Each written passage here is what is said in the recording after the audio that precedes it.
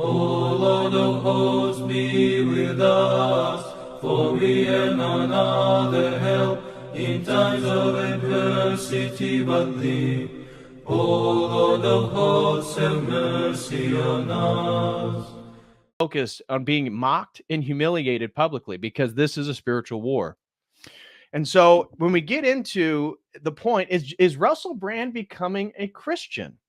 Well, clearly he's moving towards Christ. As I said in the interview we're getting ready to see, he makes an emphatic statement towards the end that you are not God. And I have videos we're going to watch in just a second here, in which you go back to his spiritual New Age worldview of just 3 years ago. And he's saying stuff essentially that you are God, that divinity is consciousness. The expansion of consciousness is the main point, and that we live in our own realities, and that we are, again, essentially our own gods.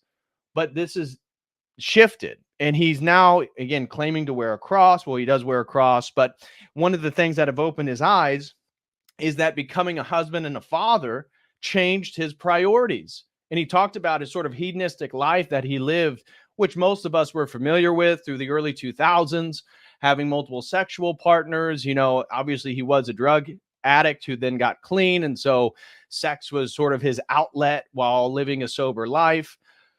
And now he regrets that. He says he doesn't support that, and he sees how shallow that lifestyle is, because now that he's been married, he got into a committed relationship, and now that they've had children, he sees that his priorities have totally shifted, and that suffering and sacrificing for others is actually the point that elevates him spiritually. And so I said, and we're going to hear about it, his son actually had to have heart surgery. And one of the things that moved him was to see the medical people in the hospital who were aiding and helping his child, doing it because they want to help people. And he thought, wow, this idea of self-service for others and putting people in a position in which you want to serve them is actually very, very rewarding. And again, when we look at who in history and spiritual traditions actually promotes this explicitly as the way in which we proceed spiritually, it's Jesus Christ. It's Christianity, because he, the incarnate God, came to serve, not to be served. Although obviously we worship him, but he talks about that. That's again in Matthew, he makes that point, learn what this means. I came to serve, not to be served, in regards to, again, helping those of lowliness. And so is he a Christian? I'd say not yet, actually. I've seen many people try to make this conversation. Oh, look, Russel Brand's Christian. Not yet, right? Because this is why I don't consider Jordan Peterson a Christian. Because I think to be a Christian, you really can't until you say that the incarnate God literally incarnated. And we talked about this a little bit at church today, that if God didn't incarnate all the semiotics, all the archetypes, all this different stuff, it doesn't really matter. It's kind of your own interpretations. It's all in your head. But once you get to the point where you can say, no, I actually believe fully, I have faith in my heart, there's something that has changed me, I know that God came in the flesh. Well, now you've made it tangible. You've made it imminent. You've collapsed the transcendent and the immanence into, again, the single person of Jesus Christ. And so is he Christian? I'd say not yet. He's certainly moving in that direction. And I think it's much more sincere than people are saying, oh, look, Elon Musk is going to become Christian. No, he was on like the Lex Friedman podcast or something, made a point that, yeah, I could use some more Jesus. No, stop. Elon Musk is not becoming Christian, and Elon Musk definitely does not have our best interests at heart. He is a globalist. He is a transhumanist. But Russel Brand, I think there's some real hope, and we're going to see that today in the conversation. And he says that he's been reading scripture. And I think this is huge for people, especially when you come back to scripture with adult eyes. I remember as a child, reading the Bible was always very difficult. You kind of don't know what you're reading. But once you're an adult, once you have life experience, once you've kind of gone on your prodigal journey and you come back with symbols and archetypes and understanding, and then you're also reading it from a sincere spiritual disposition, the depth is astounding. And I'll make a point, because he brings this up, that he's been reading scripture and this has really been affecting him. But anybody who gone to liturgy today, if you're an Orthodox Christian, you know that if you're on the Western calendar, which I am on, then the Bible reading was from Luke about Zacchaeus, the tax collector, right? But this is the profundity of Scripture once you really start to get into it, right? So Zacchaeus, if you're familiar with the story, he's a tax collector who climbs the sycamore tree. He's up in the tree. Jesus is passing. Jesus sees Zacchaeus. He looks at him. He stops. He calls him out. He says, Zacchaeus, come down. He tells him, I have to stay at your house tonight. And then they essentially go to the house, and Zacchaeus tells Christ that he's going to change his ways, and that anybody that he has defrauded, that they will get back what they deserve fourfold. Well, okay, Patrick, great. Well, once you have eyes to see and ears to hear, the depth goes deeper and deeper and deeper. You see, Zacchaeus was a tax collector. As our priest today made the comment, he's kind of like Mr. Potter in It's a Wonderful Life. You know, he's like the banker figure. He's the wealthy figure working for the Romans. The Jews don't want anything to do with the tax collectors because they say, look, you're extorting your own people for the Romans. And so this man of immense wealth climbs a tree to see Christ. What's that signify? Humility. Can you imagine the banker of our day? Can you imagine Jamie Dimon being caught climbing a tree to see who the man that's performing miracles? No, of course not. It's a form of humility. What's being laid out in Scripture is that Zacchaeus humbles himself, and then what happens? Christ comes by and he pierces him. He looks at him. He catches him and he calls him out by name and says, Zacchaeus, come down from here. And he tells him, I need to stay at your house tonight.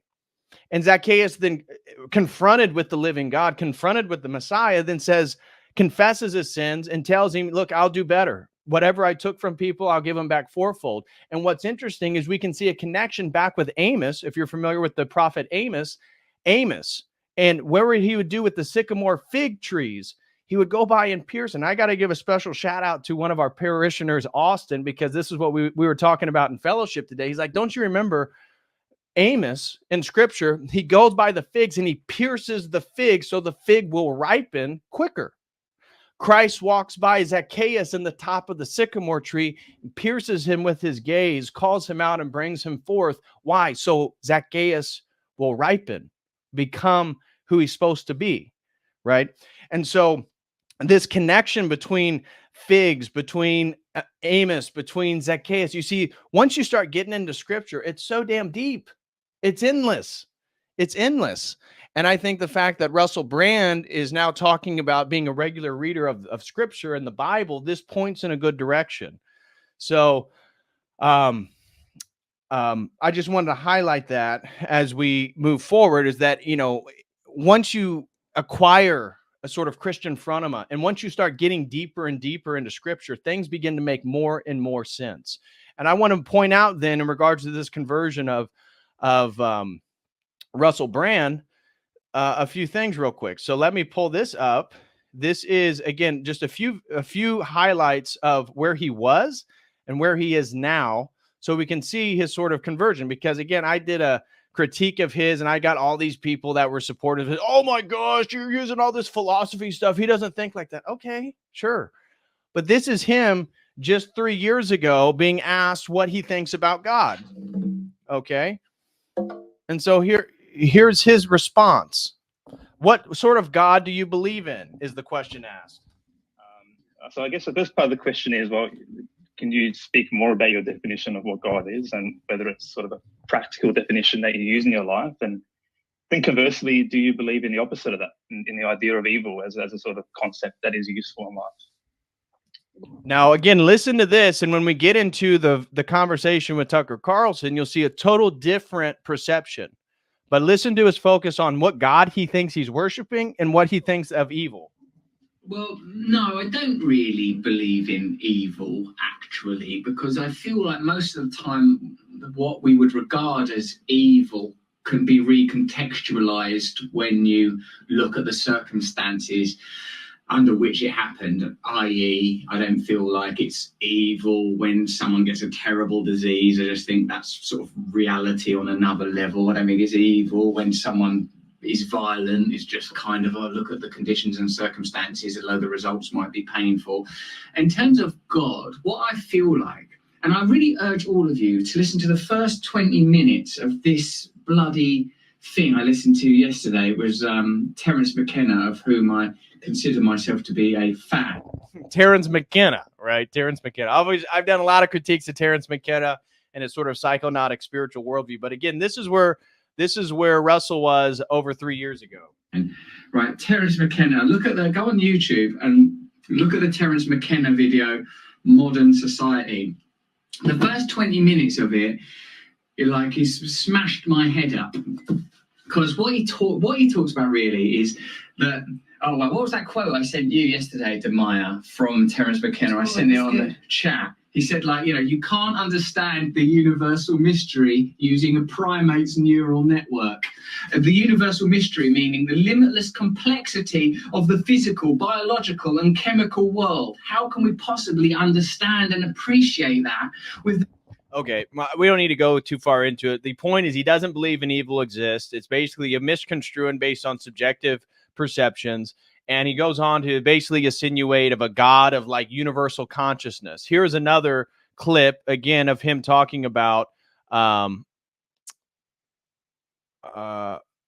you are a god. All reality is held within your consciousness. There is nothing that you are aware of that you do not know about, whether it's the Big Bang or the dinosaurs or political assassinations or quantum physics. All of that exists within your individual awareness. That is anticipated in all of the great ideologies. In Islam, in Christianity, in Buddhism, they tell you this. It's an illusion, but you have to participate as if it is real. You have to find the beauty in it. You are creating reality while you're living it. You are God. Okay. So now this is where he posted something a few days ago, and this has been the point in which people say, oh, is Russel Brand coming back to Christianity? And so notice a difference in his perception of where he is spiritually.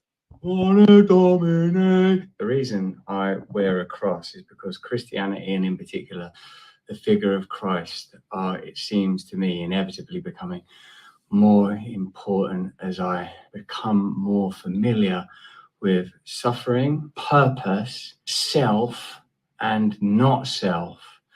Reading the Bible a lot more, and as I've told you before, I'm reading Rick Warren's Purpose-Driven Life. When I grew up, Christianity seemed like it was either really irrelevant and old-fashioned and sort of dusty and sort of incense and sort of, or they tried to modernize it, and it seems just like, right, okay, we're going to talk about Jesus. And both of those routes seem like, I don't know if there's anything for me.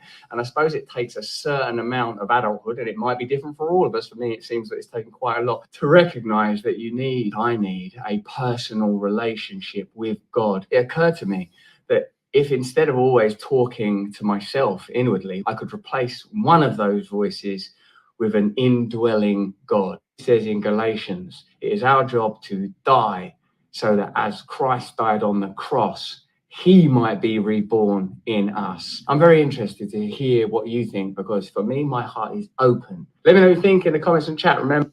So we see he's moving in the right direction, but I got to point out, the guy's got a button-up shirt with a bunch of zodiacs all over it. On the pocket, it says Gemini, and if you guys were able to see on the sleeves, it's a bunch of astrological zodiacs. So is he Christian? I don't think he's fully there yet, but here's another video of him kind of talking about it. Be interested to know what you think, with a constant, incessant, ongoing voice in your head, always telling you stuff. Oh no, don't do that. Why'd that person say that? Oh, I like that. I don't like this. I like them. Well, essentially, the ongoing scripture of selfishness, narcissism, the theology of preference. I prefer this. I am adverse to that. That becomes the religion. It occurred to me that if instead of always talking to myself inwardly, which I do inadvertently without effort, I could replace one of those voices with an indwelling God, Jesus Christ, for example. And so when I'm saying, oh, I want this, I'm not good enough, I need that, I'm scared of this, I want that, why won't these people do that? That the voice that's in there with me, I could choose to be Jesus Christ, because it's pretty clear what Jesus Christ is about: kindness, putting other people first, willingness to sacrifice, always scrutinizing authority, staying clear about what justice is and what justice isn't, and being aware of those principles. You might be familiar. Okay, so this is quite a different trend based on the stream. I found my notes from 2 years ago when I did the stream on his spirituality, and the points that I have is that he privileges this idea that you just have to love everybody so that we all can be unified and that the world can be a better place. Again, this very lovey-dovey New Age sentimentality. Very little about suffering, very little about sacrifice, very much in regards to the evolutionary process of consciousness. Again, God is consciousness. He made moral claims in my video that I did critiqued him 2 years ago. He made all these moral claims, which are essentially Christian morality, yet his spiritual metaphysical worldview is nothing akin to a Christian paradigm. And so he also was a perennialist. And so he may still be a perennialist in some ways, but when we watch the conversation today, remember, he's been attacked because of, again, criticizing the coup, criticizing banking, criticizing various things, especially by his own government. And the suffering has certainly put him into a different place. He's become a married man. He has children. And so as we watched our stream today, or our video today, I think it's interesting. Is he Christian? No, I'm against, I disagree with many of these people that are saying, oh, look, Russel Brand's Christian now. I don't know about that. I wouldn't say that he is, but he's certainly moving in the right direction. So, yeah, I mean, I hope he has had narcissistic tendencies, but a lot of people have. I mean, look at America, look at the West. Most people have a form of narcissism and self-worship. So it takes a lot to eventually, and again, is Rick Warren's A Purpose-Driven Life sort of the key text to get into a Christian paradigm? Not exactly. I know it's been beneficial for many people, especially coming from that sort of secular spiritual world. But I think there's hope for him, and I hope that he gets better, and I hope that he moves in the right direction. But I am actually going to disagree with many of the people and say I don't think he's a Christian yet. Hopefully he moves in that direction. Hopefully he continues on this journey. But he's made a lot of claims, in my opinion, even recently, that I don't know so much about that.